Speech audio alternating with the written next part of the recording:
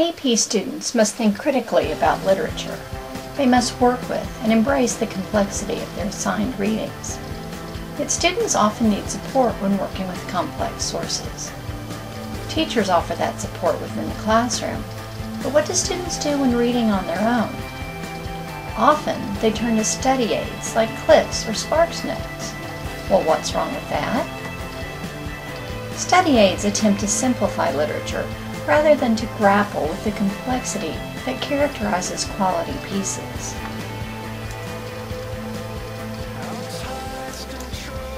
Don't believe me? Let's take a look. Let's pick a character or a situation from Crime and Punishment, and let's approach it the way a struggling student would. Let's Google it, or Bing it, or Dogpile it, whatever. Let's presume you read the story and that you understand the basic plot, but that you're left struggling with the meaning of the whole. First questions echo through your mind. So what? Why is this important? Who cares? How does this add to the complexity of the novel? Take Raskolnikov, for example. What is his deal?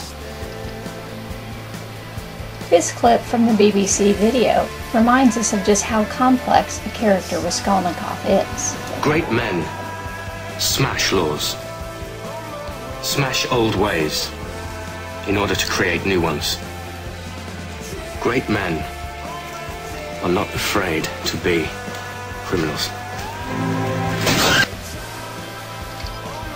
It's easy to see why students might struggle with Raskolnikov looking to study aids for some addition. But how much help are they?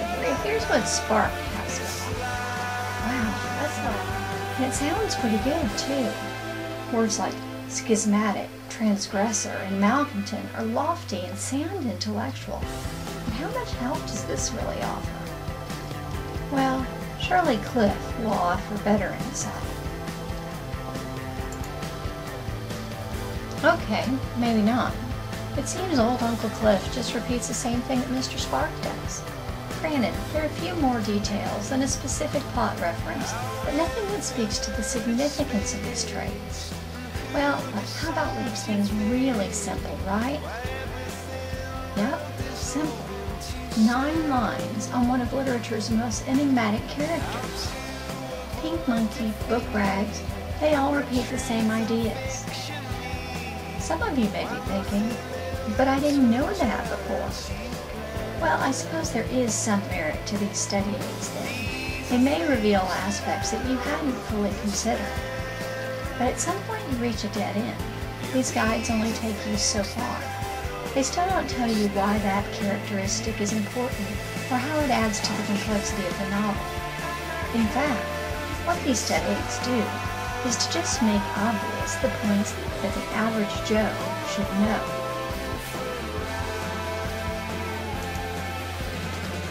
So what is an earnest student to do? 1. Cut a class where we will be reviewing the critical stances you learned last year and applying them to Crime and Punishment. 2.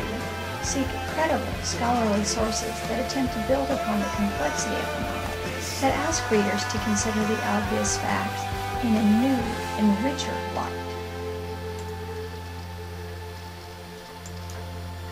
Where can these sources be found? Well, the library resources page, of course. Databases located there offer scholarly, critical examinations of major literary selections. Let's look at Crime and Punishment, for example. In EBSCO's Literary Reference Center, there are over 75 different resources available, ranging from plot summaries, offered at a higher level than in SPAR, to complex examinations and arguments on the novel. Let's see how these critical essays help with our understanding of Raskolnikov.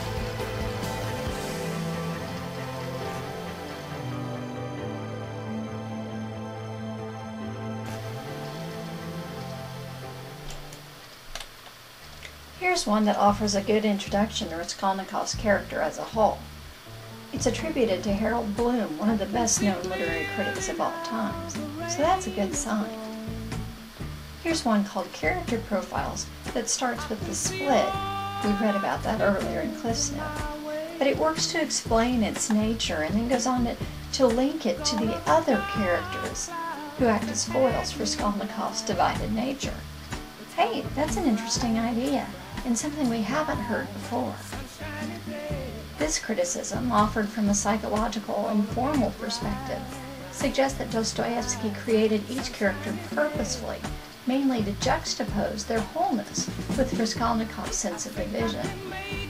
Now that's something new, something complex, and something that encourages the kind of thinking that AP English requires. So now that you know where better resources for this complex novel can be found, here's your assignment.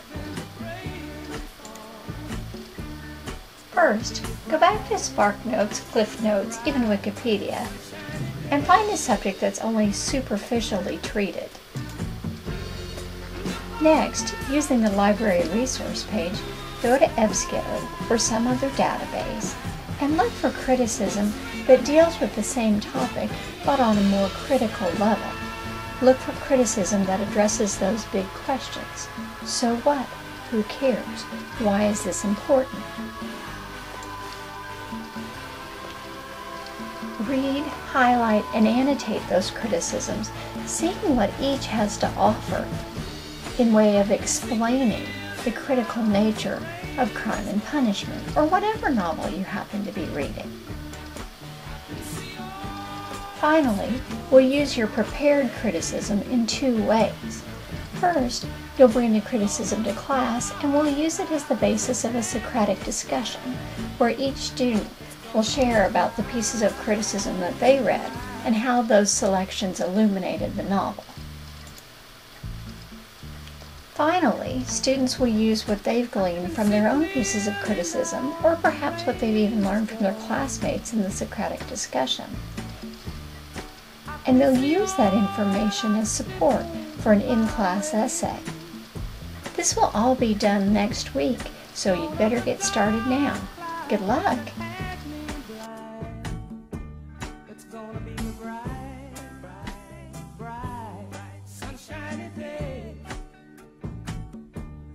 Gonna be bright.